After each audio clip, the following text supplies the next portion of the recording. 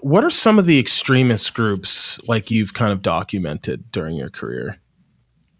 Yeah, so I will. I'm happy to share one that comes to mind, but I will say that in general, I try not to attach the term extremist to any particular group. That's fair. So I cover the extremities of American politics because the most extreme people about anything, right? Some are going to be represented by themselves going out onto the street. But in some ways, the people you're documenting are very much a part of the American democratic process, and so I think that the label of extremist, in some ways, it might escalate them, but in other ways, right? It could be argued that they're actually quite representative of sort of what's going on or the direction things have gone, right? Some people would argue that Bernie's followers are extreme. Some people would argue that Trump's followers are extreme, right? Like, so it all depends on perspective, but. I will certainly say that, like, filming in Charlottesville, for example, really brought, I think, a coalition of the most extreme groups. So the concept of that event, it had been titled Unite the Right. And in theory, what it was supposed to do was unite basically hard right groups that were apathetic about race to groups that were explicitly neo-Nazi, white nationalist, the types of people chanting "Jews will not replace us" and "Free Dylan Roof" and just, extremely, like, wildly racist points of view. And what was sort of interesting about that situation, beyond, of course, the tragedy of the amount of violence and death that occurred, but in terms of, political coalition being something that I really focus on sort of studying, who is capable of going out and working with who else and what issues can they set aside for what joint issues, right? Unite the Right in Charlottesville was supposed to bring together all of these different diverging, perspectives of the far right. But the leading up to it, as certain groups such as the Proud Boys found out what kinds of other groups were going to be there, the hardcore neo-Nazis and so forth, and they didn't want to be associated.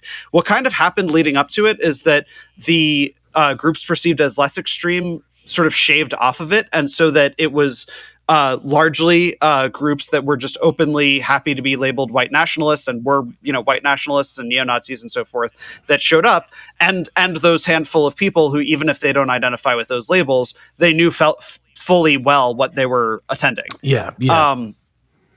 And it also had the opposite ultimate effect from what the organizers were trying to do. Because so with their claim being that the event is to unite the right, in reality, following what happened there was, violence that took place, but there weren't, and people died, but speeches weren't given. And people were finger pointing over essentially the failure of organizing that had led to that mayhem. And so in the aftermath of it, as these guys are getting arrested and some are going to prison, they're getting sued into oblivion. And actually, more recently, a civil lawsuit basically accusing them of conspiring to commit civil rights violations based on race. Succeeded. And so, basically they now have financial judgments against them.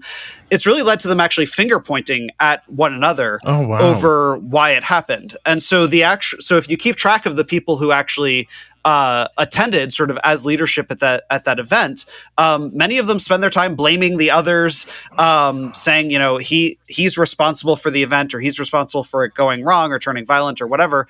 And so it really had the opposite effect. And whereas the alt-right was getting all of this media attention, the New York Times is writing these sort of silly stories like the neo-Nazi next door and making observations about, wow, this neo-Nazi, he eats dinner and has a wife like other human beings. Like, look how interesting, right? Like, that was kind of their heyday. That was their at their most popular. All the media is talking about them.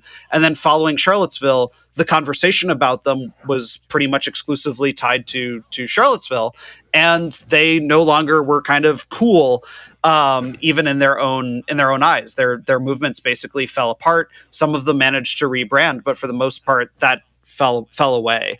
And in the time after that, groups that were of the hard right, even groups that were pretty open and proud about their participation in street violence, managed to succeed when they distanced themselves from the alt-right. So I would basically say, for example, the Proud Boys exploded in membership from 2018 through 2020, and then essentially up until January 6th, where they were saying, look, we have an Afro-Cuban, chairman. We are civic nationalists. We fight for America, but we're not racist, is what they would, say in the media and so forth. And that was a message that kind of got them much more included in the Trump group, right? The Trump supporters were like, those people at Unite the Right, like that, we've never seen anything like that. That's not part of us. The Proud Boys are welcome with open arms at Trump events. And so that kind of shift in the rhetoric of who was out on the streets seemed to really change. And of course, it changed again after January 6th. Yeah. You corrected me, and I thank you for that, because that is a piece of rhetoric that I'm using. Extremist groups, like, I don't know any of these people. I haven't done the research on these groups, right? I'm not as versed. I think that's very, very important. Language is very, very important, and so I appreciate you doing that, man. Because I don't. The whole ethos of this show are things are stranger than they seem, and that you need to look into things and try and understand one another and talk, right? I think that's super important, which kind of brings me to the next point, whereas